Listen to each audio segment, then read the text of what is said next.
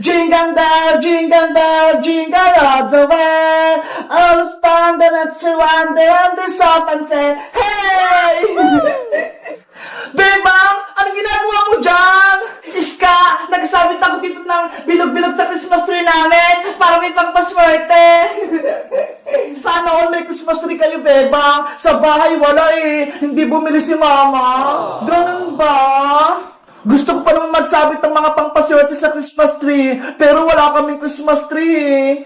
Alam ko na, dito ka nila magsabit sa Christmas tree namin ng pangpaswerte, Iska, para maranasan mo rin. Talaga, Bebang? Pwede ako magsabit dyan?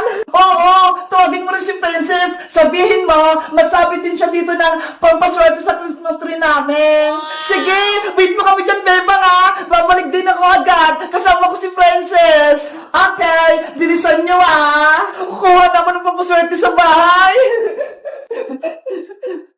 Mabuti na lang, may Christmas tree kami. Ang laki-laki pa. Pwede magsabit dito ng kahit ano.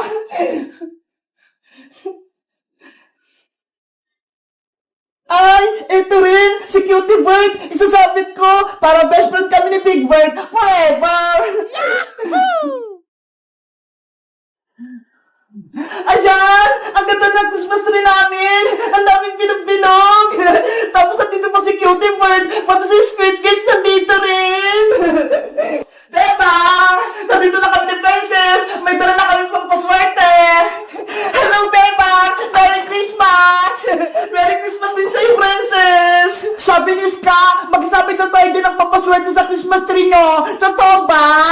Oo! Kaya halin na kayo dito! Magsabit na kayo! Yay! Ako na yung magsasabit sa Christmas tree! Anong isasabit mo, Iska? Kung sa'yo bilog-bilog, Bebang, sa akin naman, pero yung isasabit ko, para imama na kami ni Mama next year! Ay! Ang sosyal! Pero yung isasabit ni Iska! Simulan mo na magsabit, Iska, para pagtapos mo, si Princess naman! Okay! Mga pera, dumami kayo ha, para sa susunod, bibili kami ng Christmas tree ni Mama.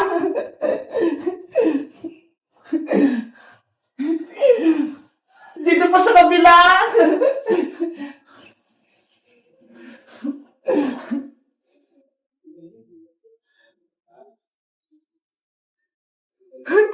Ang dami ng pera!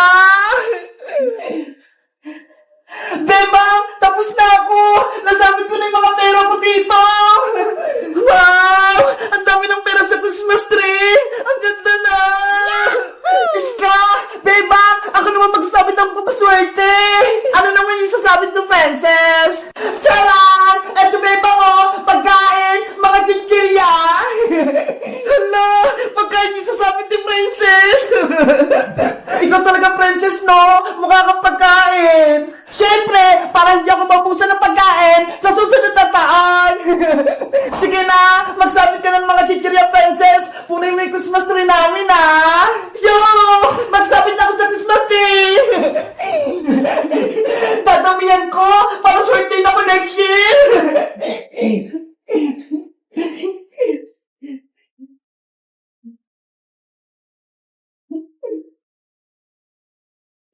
Si Princess talaga! Ang kulit! Cutie Bird! Huwag mong kakainin itong chichirya ko, ha! Alam ko yung bilang nito!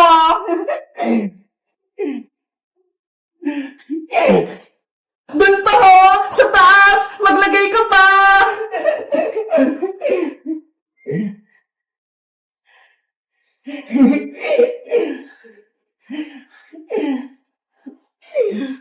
Beba! Iska! Tapos na ako! Naisabit ko na lang itong pagkain! Grabe! Ang saya-saya! Ang kulay-kulay ng Christmas tree! Iba-iba yung mga nakasabit! Wow! Wow! Ang ganda ng Christmas tree nila, Beba! Ang daming kong paswerte! Beba! Kapag tapos ng Pasko, ako rin kukuha ng mga chichirya ko, ha! Huwag niyo kukunin to! Okay! Sayang-sayo lahat yan, Princess!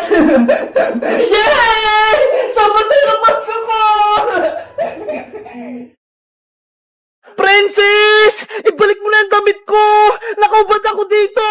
Oh no! Ayaw kabayang na, hindi ko na ibibigay sa'yo to. Diba? May kasalanan kasalanan ka sa akin ng nakaraan? Kapag nahuli talaga kita, princess, malalagot ka sa akin. Ay, aba? Tinatakot mo pa ako, Bayang? Hindi ko talaga ibabalik sa itong damit mo. Akin na kasi ang princess. Bayang nakahubad, walang damit. Si Princess, pasaway, ayaw pang ibigay damit ni Boyong. Ikaw nga, Bebang eh, hawak-hawak mo pa rin yung shirt ni Boyong. Ayaw nga, no? Nasa akin pa pala. Princess, akin na kasi ang damit ko. Kanina pa ako dito nakahubad. Ibabalik ko lang sa'yo to, kapag nangako ka, hindi mo na kami aawayin at taasa rin. Ayoko nga! Basta, kapag nabawi ko talaga yung damit ko, makakatikim ka sa akin. Matapang ka pa, ha? Kunin mo na, Bayang! Akin na! Be! Ayaw ko nga!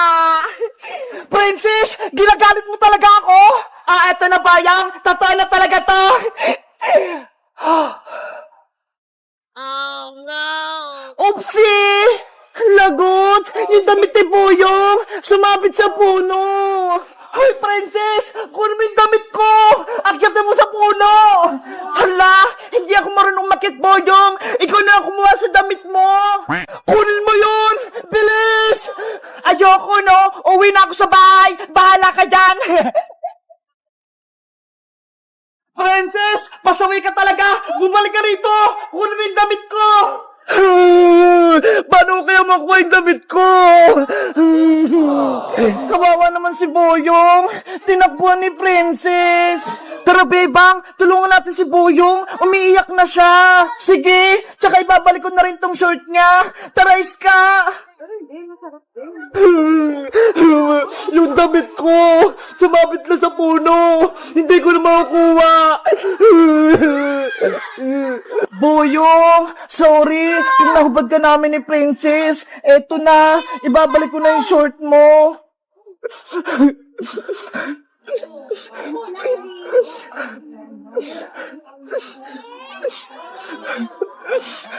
Bebang, anong gagawin natin? Umiyak si Boyong. Paano natin siya tutulungan? Kaya nga eh, hindi naman tayo marunong umakit ng puno para makuha yung damit ni Boyong. Bebang, Iska, bigyan niyo ako ng damit. Ayoko nakahubad. Alam ko na! May naisip na ako! Anong gagawin natin, Bebang? Ayun o! May karton! Ayun na lang yung gawin natin damit ni Boyong! Etong karton? Pwede ba natin gawin damit to? Oh, Iska! Pwede yan! Tara! Tulungan mo ako gumawa ng damit na karton! Sige! Para hindi na siya umiyak! A few moments later. Ayun na! Tapos na yung damit ni Boyong! Nalagyan ko na ng design! Wow! Ang ganda! Ang galing mong gumawa, Bebang! Tara, Iska! Ibigay na natin tong damit ni Boyong sa kanya! Matutuwa si Boyong nito, panigurado! Boyong! Eto na yung damit mo! Tapos na namin! Damit ba yan? Karton naman niya, Bebang eh! Okay na yan! Kaysa wala kang damit, Boyong, mabuti nga ginawan ka ni Bebang eh. Kunin mo na to, Boyong! Pinaghirapan nga namin tong gawin ni Iska eh.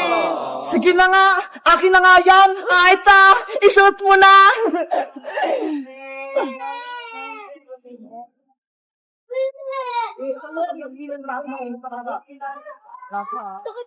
Wow! Wow! Bagay na bagay sa yung damit mo, Boyong! May abs ka pa! Para kang siga! Siya na lang yung gawin mong damit, Boyong! Huwag na yung kulay blue! Hayaan mo na sa dyan sa puno! Malalago talaga yan sa akin si Princess kapag nakita ko siya! Hello guys! Magandang araw! Ako si Boyong! Si Princess, sinabit niya yung damit ko dun sa may puno. Buti na lang, ginawan ako ni Bebang ng karton na damit. Maganda ba yung gawa ni Bebang? Mag-comment lang kayo kung ano pang magandang ipapagawa kay Bebang. Bye-bye! Boyong! Gising! Bumangon ka na dyan! Lagot! Hindi na ito huminga si Boyong! Hindi na siya gumagalaw! Ikaw kasi, Princess eh! Kasalanan mo! May sugat na nga si Boyong, tapos nilagyan mo pa ng maraming alkohol yung sugat niya. Ayan tuloy, nahimatay siya. Bakit ako? Si Bebang may kasalanan eh. Siya nagdala ng alkohol. Ako pa sinisisi mo, Princess. Di ba ikaw yung kaaway ni Boyong? Basta, wala akong kasalanan dyan. Sabi ni Boyong, malakas siya. Yung pala takot siya sa alkohol. Boyong, tumayo ka na dyan. Tinatakot mo kami eh. Bebang, anong gagawin natin kay Boyong? Ayaw pa rin gumising. Tawagin na lang natin yung nanay niya para siya na yung magpagaling kay Boyong. Ano? Tatawagin niya yung nanay ni Boyong sa aling bruha? Huwag, Bebang! Matapang yun! Pagagalitan niya tayo! Ikaw lang pagagalitan, Princess! Hindi kami kasali ni Bebang! Yung damit na ni Boyong, sinabit mo pa sa puno? Bebang! Iska! Huwag din na tuwagin sa aling bruha! Natatakot ako sa kanya! Eh, anong gagawin natin para magising si Boyong? Ako nang bahala sa kanya! Alam ko yung gagawin ko! Naku, baka delikado na naman yan, Princess! Hindi yan, Iska! Akong bahala! Boyong! Bumangon ka na! Bilis! Oh no! Ayaw gumana, Princess! Hindi pa rin nagigising si Boyong! Boyong! Gising ka na! Please! Hindi na kita magdidribat kahit kailan! Kukunin ko na din yung damit mong silapit ko sa puno! Sorry na! Boyong! Bebang! Princess! Iska! Anong ginawa niyo kay Boyong ko? Lagot! Saling bruha! Paparating! Yari ako nito, panigurado! Boyong ko! Anak! Ano nangyari sa'yo? Patay ka na ba? Hindi po siya patay, aling bruha. Nahimatay lang po siya kasi nilagyan ng alkohol yung sugat niya. Sino naglagay ng alcohol kay Boyong? Hindi niyo ba alam? Takot si Boyong sa alcohol? Si Princess po! Siya po naglagay ng maraming alcohol sa sugat ni Boyong. Sabi na nga ba? Ikaw na naman ang may kasalanan, Princess eh. Sorry po, aring bruha. Hindi ko po sinasadya. Dahil sa agawan mo, nahimatay si Boyong, pagbabayaran mong ginawa mo. Aling bruha, sorry na po. Hindi ko naway si Boyong. Kukunin kita at iuwi kita sa bahay. Ikaw yung kapalit ni Boyong. Oh no! Sumama ka sa akin. Sayang at gusto mo. Halika na. Huwag po, aling bruha. Dito na po ako. Ayoko sumama sa inyo. Aling bruha, huwag niyo po kunin si Princess. Ipapagamot na lang po namin si Boyong sa ospital para gumaling siya. Huwag kayong mga ilam dito, Bebang, kung ayaw niyong madamay. Kasalanan to ni Princess, kaya siya lang magbabayad. Tara na, Princess! Bitawan niyo po ako, aling bruha. Gusto ko na po umuwi sa amin. Lagot ka na ngayon, iuwi na kita sa bahay. Oh Naku, no! si Princess, kinuha ni aling bruha. Ano nangyari? Bakit ang ingay-ingay? Tapos angat din ang tuhod ko. Iska! Si Boyong! Gising na siya! Yes! Gising na si Boyong! Aling bruha! Bumalik na po kayo dito! Gising na si Boyong! Oh no! Nasaan na sila? Biglang naglaho! Lagot! Wala na sila! Pati si Princess wala na rin! Hello guys! Magandang araw! Ako si Bebang! Sa aling bruha, dumating! Galit na galit! Kasi si Boyong nahimatay! Tapos, si Princess, kinuha niya! Ano kayang gagawin na aling bruha kay Princess? Alam nyo ba kung anong gagawin namin para makabalik siya? Mag-comment lang kayo para sa part 2! Bye-bye!